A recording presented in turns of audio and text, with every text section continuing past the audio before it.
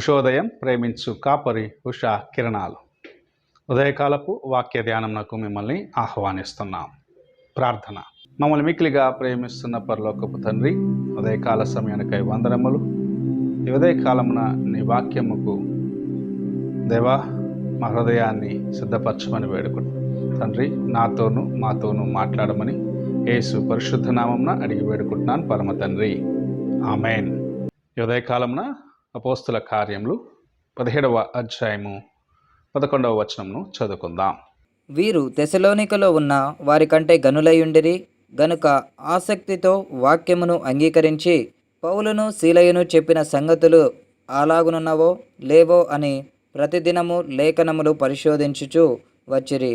మనము చదివిన వాక్య భాగములో బెరయాలో ఉన్న యూదులు అపోస్తులైన పౌలు చెప్పిన మాటలను వినిన తరువాత లేఖనాల ప్రకారం ఉన్న వ్యయాన్ని పరీక్షించుకుంటూ దేవునిలో తాము స్థిరపరచుకున్న కార్యమును గురించి రాసి ఉంచడం చూడగలము. ఒక విశ్వాసికి ఇది ఒక మంచి కార్యముగా ఉంటుంది. ఒక విశ్వాసి జీవితంలో తాను విన్న వాక్యము దేవుని వాక్యముతో అనగా పరిశుద్ధ గ్రంథముతో సరిగా ఉన్నదా అని అతడు తెలుసుకున్నప్పుడు దేవుని యొక్క వాక్యంలో ఇంకా స్థిరపడగలడు. తాను దేవుని యొక్క వాక్యం నుండి తొలగిపోకుండా విన్న వాక్యమును దేవుని పరిశుద్ధ గ్రంథము చేత తన్ను తాను పరీక్షించుకున్నప్పుడు అతని యొక్క జీవితంలో ఇంకా స్థిరముగా దేవుని కొరకు నిలబడగలడు. అప్పుడే తాను అనుభవించిన విడుదలను, తాను అనుభవించిన రక్షణ, తాను పొందుకున్న దేవుని కృపను ఇతరులకు చెప్పగలడు. దేవుని వాక్యమును విన్న రీతిగా మర్చిపోయి ఆ వాక్యము ఒక విశ్వాసి జీవితంలో లేకపోతే, విన్న కార్యమును మర్చిపోయిన వ్యక్తిగా ఉంటే అతడు దేవునిలో ఎదగలేడు. అదే సమయమున సరైన మాట అనగా ఈ దినములలో అనేకులు తప్పుడు బోధన చేసి దేవుని బిడ్డలైన వారిని మార్గము తొలగిపోయేటట్టు చేస్తున్నారు. అలాగూ తప్పైన దేవుని వాక్యమును అనగా తప్పుడు బోధన విని అది తమ హృదయంలో భద్రపరుచుకొని ఇదే సరి అనుకుంటూ దేవునికి దూరం అయిపోయే కార్యములను కూడా వారు చేయవచ్చు. అందుకే అలాంటి కార్యములకి, అలాంటి ఒక అనుభవంలోకి నీవు వెళ్ళకుండగా ప్రభు తన వాక్యమును నీ హృదయములో, నీవు విన్న వాక్యమును నీ హృదయంలో భద్రపరుచుకునే సమయమున వాక్యమును, నీకు ముందు ఉంచబడిన పరిశుద్ధ గ్రంథమును ఆధారము చేసుకొని ఆ వాక్యములో ఇంకా స్థిరముగా ఉండేదానికి ప్రయత్నించమని చెప్పటము చూడగలము.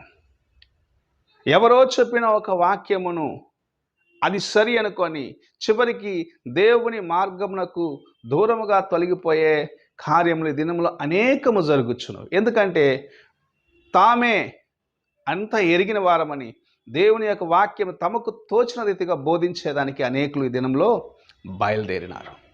వారి మధ్యలో మనము జాగ్రత్తగా ఉండాలంటే పరిశుద్ధ గ్రంథమును బాగా ఎరిగి ఉండాలి. విన్న వాక్యము దేవుని పరిశుద్ధ లేఖనాలు అనగా పరిశుద్ధ గ్రంథమునకు సరిపోయినదిగా, అందులో ఉన్న వాక్యానుసారముగా ఉంటేనే మనం ఇంకను దేవునిలో ఎదగగలము. మన జీవితము ఆశీర్వాదకరముగా ఉంటుంది. మనము ఇతరులకు బోధించగలమన్న కార్యమును పరిశుద్ధ గ్రంథంలో నుండి ఉదయకాల సమయంలో ప్రభు అపోస్తలుడైన పౌలు రాసిన మాటల ద్వారా తెలుసుకుంటున్నాం. బెరయా సంఘస్థులు చేసిన కార్యము మనము చేయాలి. మనము కూడా వాక్యాన్ని ఎరిగిన వారిగా ఉన్నప్పటికీ అది 100కి 100 పాళ్ళు పరిశుద్ధ లేఖనాలు ఆధారము చేసుకున్నవిగా ఉన్నట్లయితే మనము కుడికైనను ఎడమకైనను తిరగకుండా దేవుని మార్గంలో సరిగా నడవగలము. అది దేవుని యొక్క వాక్యమునకు పూర్ణ విధేయత చూపించే ఒక అనుభవంగా ఉన్నది. అప్పుడే మనము ఇతరులను దేవుని యొక్క మార్గంలో నడిపించగలమని పరిశుద్ధ గ్రంథం మనకు సెలవేస్తున్నది. ఈ ఉదయకాలమున దేవుని వాక్యం వింటున్నావు. విన్న వాక్యమును నీవు నీ హృదయంలో భద్రపరుచుకొని వాక్యంని, పరిశుద్ధ గ్రంథంలో ఉన్న వాక్యము చేత నీవు పరీక్షించుకుంటూ ప్రతి దినము నిన్ను నీవు స్థిరపరచుకుంటున్నావా అని పరీక్షించుకో. విన్న వాక్యమును విన్న రీతిగా మర్చిపోతున్నావా? బాగా ఉన్నది అని చెప్పే కార్యములు అనేకం ఉండవచ్చు, కానీ నా హృదయమునకు సరిపోయినది నేనున్న పరిస్థితిని నాకు ఎత్తి చూపించినది. చెప్పబడిన మాట, దాని కొరకు ప్రభు పరిశుద్ధ లేఖనాల్లో ఉంచిన మాటలు నా యొక్క హృదయాన్ని పరీక్షించినవి అని నీవు దేవుని కొరకు నమ్మకంగా జీవించగలుగుచున్నావా? ఎలాగున్నావో నీవు అని ఒకసారి నీ హృదయాన్ని పరీక్షించుకో. దేవుని వాక్యమును విన్న నీవు వాక్యమును బాగా ఎరిగి నీ జీవితంలో ఇంకను ఆయనకు సమీపముగా ఉన్నట్లుగా ప్రభు నీకు సహాయము చేయునుగాక. ప్రార్థన చేసుకుందాం. పరిశుద్ధుడు అయిన యేసయ్య, ఉదయకాల సమయమున మీరు మాకు ఇచ్చిన వాక్యమును బట్టి వందనాలు చెల్లించుకుంటూ, నీ కృపచేత నాయన మేము ఇంకాను నీలో నడిచేదానికి నీ వాక్యమును ఎరిగి, వాక్యమును ధ్యానించి, వాక్యమును అనువహించి నడిచేవారిగా ఉన్నట్లుగా మాకు సహాయము చేయమని యేసు పరిశుద్ధ నామమున అడిగి వేడుకుంటున్నాను పరమ తండ్రి. ఆమెన్.